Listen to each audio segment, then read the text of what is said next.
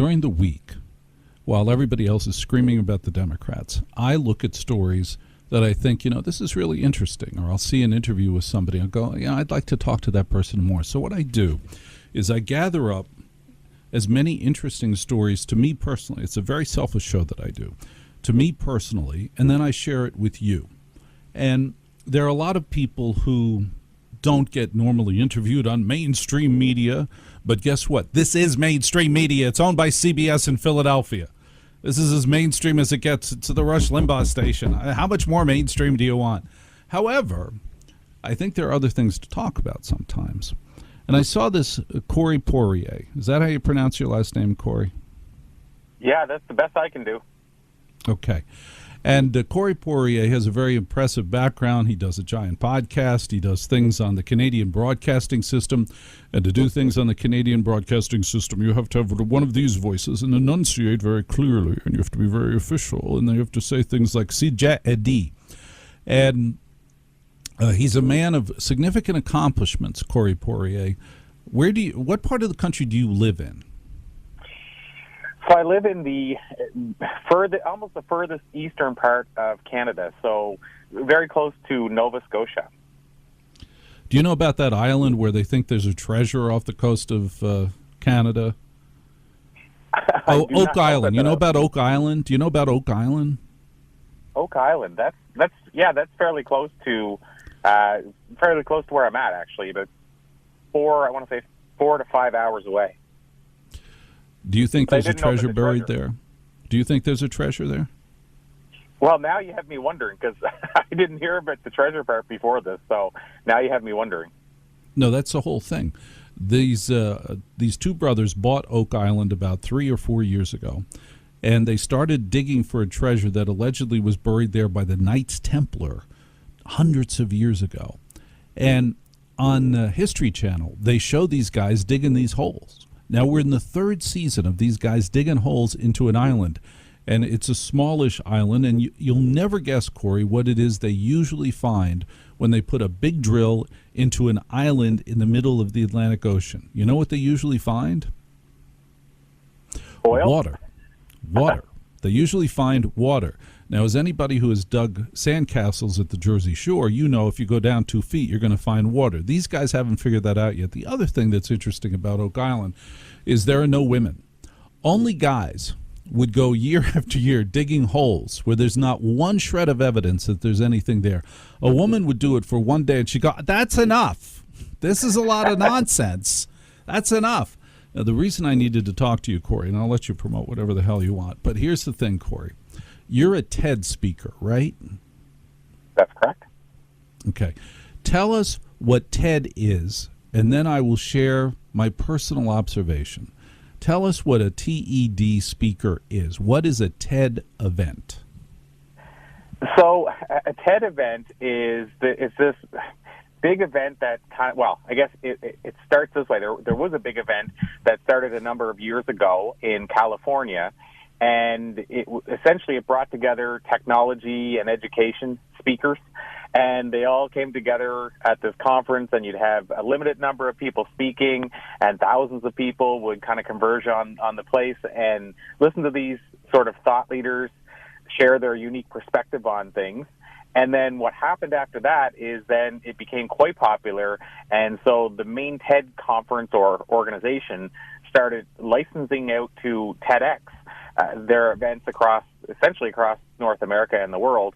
And so now there's a whole bunch of smaller places that bring together similar talks where, again, they bring in speakers to talk about technology Corey, or education or that type of thing. Okay, that's the framework. What are the speakers like? What do they talk about? And can I go to a TED event? Can I just go? So, yes, and, well, I'll start with the first one. Yes, you can go to the event. They all have different costs. Usually they sell out pretty quickly because some of them are in little tiny... How much does it cost? Yeah, what's a ticket to a TED event? So, the main TED conference, I don't have it in front of me, but I think the starting point is $7,000. And there I you think go. they go up now to stop $17,000. There. Yeah. All right, now stop there. To go to a TED event, now listen, to go to a TED event, you have to buy a ticket that cost more than a Justin Bieber VIP ticket. You have to spend $7,000, and they go up to how much? I think it's 17,000 the last time I looked. 7,000 to 17,000. Can anybody go, or do you have to be invited to buy the ticket? You essentially apply. So anybody can go, but you apply and they have to approve you. Oh, so you in effect have to be invited to spend $7,000 to $17,000 to hear a bunch of speakers. What tends to be the nature of the speakers?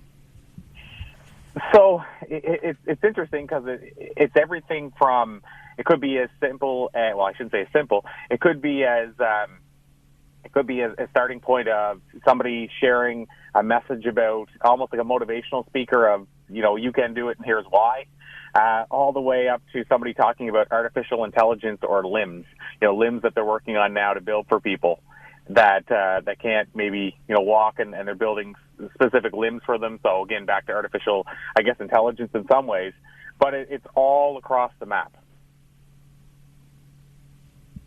How long's each speech? Usually, if it's the TEDx conferences, they can decide on their own, but usually it's under 20 minutes. You spoke at a TED conference, right? Yeah, I spoke at a couple, actually. You spoke at a couple? What did you talk about, Corey Poirier?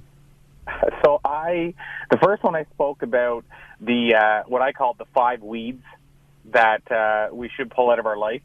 So rather than where everybody talks about adding more into your life now, I took the approach of what can we sort of take out of our life.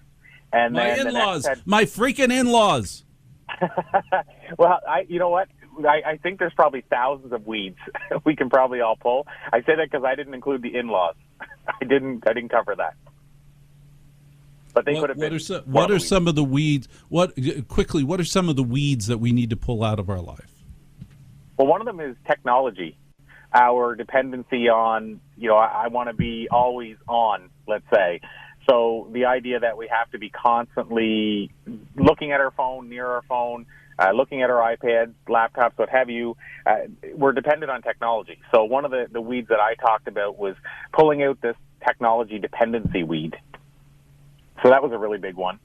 And another one is the sort of the I can't do it weed.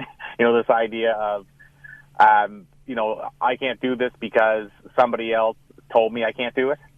And so, again, we get sort of stuck in this idea that because somebody else said this isn't achievable or that you can never do this, then it's impossible. And, years ago I jumped out of a plane even though I'm scared of heights. I performed stand-up comedy for years even though I was terrified at speaking at first. And so if I sort of listened to this whole I can't do it, then I never would have done it. And so I think we need to find a way to pull that out of our life as well. Corey Poirier is a broadcaster in Canada on the CBC. He does a podcast. What's the name of your podcast? Conversations with Passion. Conversations with Passion, which could be interpreted as a sex phone line. It's possible. Now listen, Corey Poirier, here's the thing. I've watched these TED events, TED, and they're very hot events. Started in about 2008 in California with a lot of tech people who are very skinny and wear all black. And I'm going to say this without an ounce of modesty. Corey, I have innovated some of the most important technological businesses there are. I have invented 2 formats that are popular on radio around the world. Invented them from scratch in my little head. I will never be invited to a TED event. And I will tell you why I will never be invited to a TED event, because I've studied who gets to talk at the TED events. You ready? I sure am. First, they're all skinny. Secondly, they're all of a certain age, 42, 44. And third, they all have unusual facial hair, including the women. They all have unusual facial hair. Now, so I have 3 big strikes against me. I wear Brooks Brothers. I could lose 18 pounds. And I have no facial hair. And the other thing I've noticed about all the TED speakers, all the photos of them, tell me if I'm right, Corey, all the photos of them, when you see them on the stage, they're always have both hands stretched out facing heaven. All the photos of them have unusual facial hair, and their hands stretched out facing heaven. That's my observation about the TED speakers. So the facing heaven thing, I think you're onto something there. The facial hair, I would say the majority, yes. I think there's some exceptions.